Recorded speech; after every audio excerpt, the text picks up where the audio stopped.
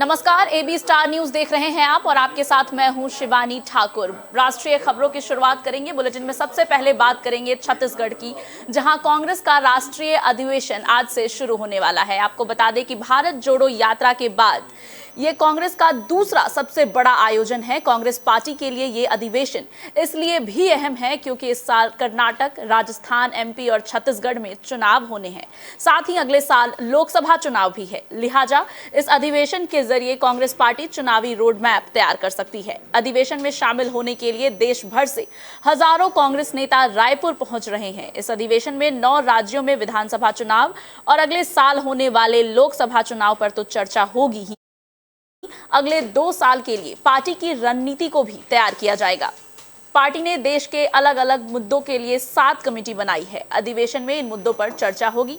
साथ ही पार्टी के संविधान में संशोधन को लेकर भी चर्चा होगी। 25 फरवरी को एआईसीसी और पीसीसी के सभी लोग शामिल होंगे और फिर 26 फरवरी को बड़ी जनसभा की जाएगी, जिसमें 2 लाख से ज्यादा लोगों को जोड़ने की तैयारी की गई है।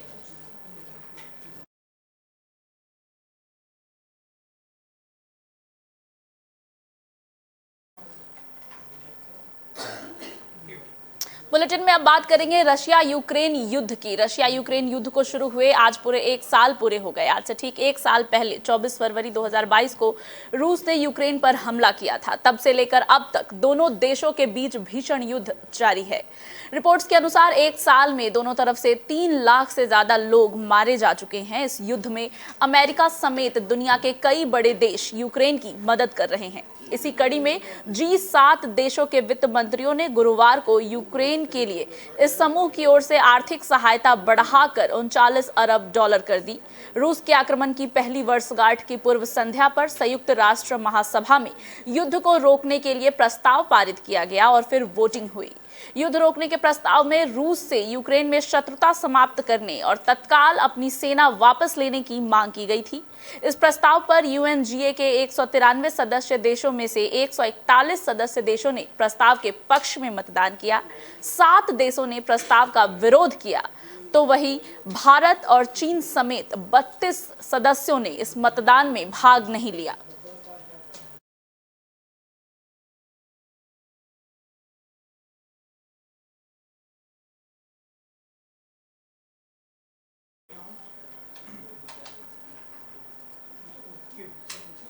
और अब बात करेंगे भारत और पाकिस्तान की। आपको बता दें कि भारत ने एक बार फिर वैश्विक स्तर पर पाकिस्तान को लताड़ लगाई है। संयुक्त राष्ट्र महासभा में भारत ने पाकिस्तान को आतंकियों को शरण देने को लेकर फटकार लगाई। भारतीय काउंसलर प्रतीक माथुर ने कहा कि पाकिस्तान आतंकियों को शरण देता है और सुरक्षित आश्रय देता है। उन्होंने कहा कि इस तरह की अनावश्यक उत्तेजना विशेष रूप से खेदजनक है और ऐसे समय में निश्चित खेदजनक है जब 2 दिन की गहन चर्चा के बाद सभी इस बात पर सहमत हुए थे कि संघर्ष और कलह के लिए शांति ही एक मार्ग रास्ता हो सकता है। प्रतीक माथुर ने यूएन के मंच से कहा कि भारत ने इस बार पाकिस्तान के शरारती उकसावे का जवाब नहीं देने का फैसला किया है। पाकिस्तान के प्रतिनिधि को सलाह दी है कि अतीत में हमने भी कई आरओआर का इस्तेमाल किया है।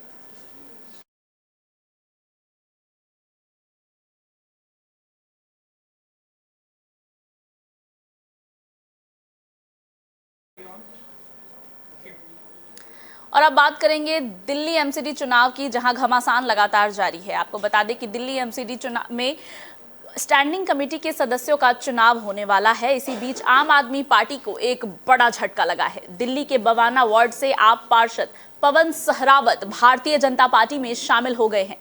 दिल्ली बीजेपी की ओर से ट्वीट करके इसकी जानकारी दी गई है, जिसमें बताया गया है कि दिल्ली के कार्यकारी अध्यक्ष वीरेंद्र सचदेवा की उपस्थिति में बवाना से आप पार्षद पवन सहरावत ने बीजेपी की सदस्यता ग्रहण की।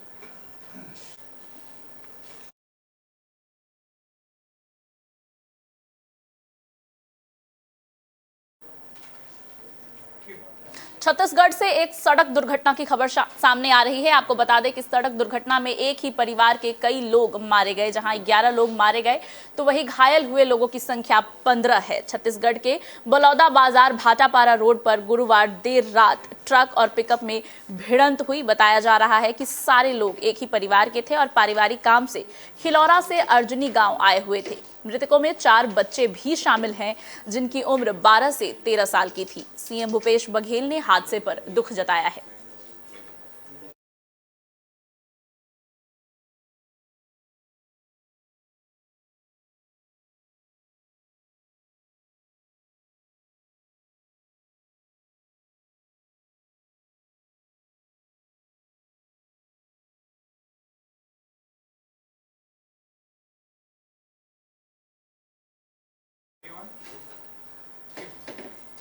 खालिस्तान समर्थक नेता अमृतपाल सिंह के करीबी लवप्रीत की रिहाई की मांग को लेकर खालिस्तान के आगे बेबस पंजाब, एक बार फिर पंजाब पुलिस बेबस नजर आई। आपको बता दें कि खालिस्तान समर्थक नेता और वारिस पंजाब डे के प्रमुख अमृतपाल सिंह के करीबी लवप्रीत तूफान की गिरफ्तारी के बाद अमृतपाल सिंह के हजारों समर्थक गुरुवार को अमृतसर के अर्जनाला थाने के बाहर पहुंचे। सिंह के खिलाफ पुलिस ने मामला दर्ज किए जाने के बाद इस भीड़ ने थाने पर खूब हंगामा किया। इस घटना पर अमृतसर एसएसपी ग्रामीण सतेंद्र सिंह ने कहा कि आज हुई हिंसा पर जल्द कार्रवाई की जाएगी और इसके बारे में ज्यादा जानकारी दी जाएगी।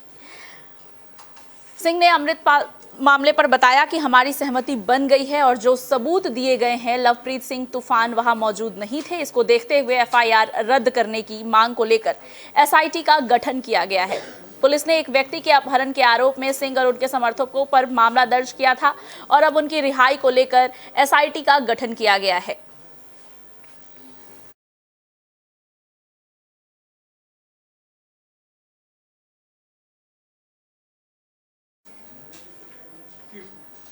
एमपी के पूर्व सीएम कमलनाथ सिंह ने आगामी विधानसभा चुनाव को लेकर एक बड़ा दांव खेला है। उन्होंने प्रधानमंत्री को पत्र लिखा और पत्र में उन्होंने सेना में अहीर रेजिमेंट की स्थापना की मांग की। माना जा रहा है कि उनकी नगर राज्य के यादव वोटर पर हैं। बता दें कि यदुवंशी यादव समाज लंबे समय से अहीर रेजिमेंट की स्थापना की मांग कर रहा है। राज्य में 14% के आसपास यदुवंशी समाज की संख्या है। पूर्व सीएम ने पत्र में लिखा, भारत चीन युद्ध, कारगिल युद्ध सहित अनेक संघर्षों में यादव समाज के वीर जवानों ने देश का मान बढ़ाया। नई रेजिमेंट का गठन यदुवंशी समाज में देशभक्ति के जज्बे को नवीन जोश से भर देगा और उनको सेना में सम्मिलित होने के लिए अभूतपूर्व रूप से प्रेरित करेगा।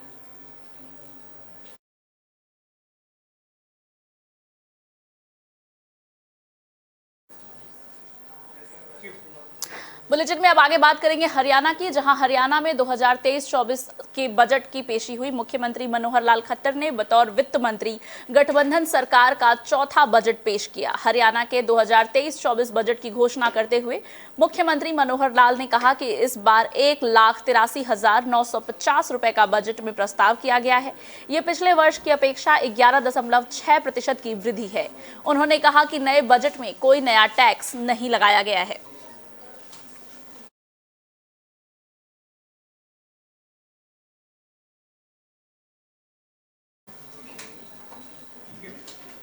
और बुलेटिन में अब बात करेंगे मौसम की। लगातार बढ़ते तापमान से किसानों की समस्या बढ़ सकती है। आपको बता दें कि मौसम विभाग ने जानकारी देते हुए कहा कि तापमान जिस तरह से बढ़ रहा है उससे किसानों का भारी नुकसान हो सकता है। गेहूं की फसल का भारी नुकसान हो सकता है।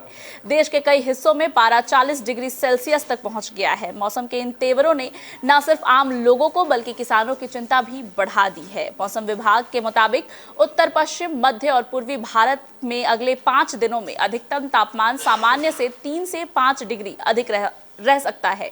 ऐसे में अब कहा जा रहा है कि अगर मार्च के पहले के पूर्वानुमानों के तहत अगर पारा 40 डिग्री या उसके पार यानी मई जून जैसा रहा तो गेहूं के फसल पर बुरा असर पड़ सकता है। मौसम वैज्ञानिकों के अलावा कृषि क्षेत्र के एक्सपर्ट का कहना है कि सामान्य से अधिक तापमान का गेहूं और अन्य फसलों पर बुरा असर पड़ सकता है। कृषि मंत्रालय की नजर मौसम के इस हाल पर बनी हुई है। आपको बता दें कि कृषि मंत्रालय ने बीते सोमवार को कहा था कि तापमान बढ़ने से गेहूं की फसल को बुरा प्रभाव पड़ सकता है, लेकिन इस प्रभाव को रोकने के लिए और इसकी निगरानी करने के लिए एक समिति का गठन किया गया है।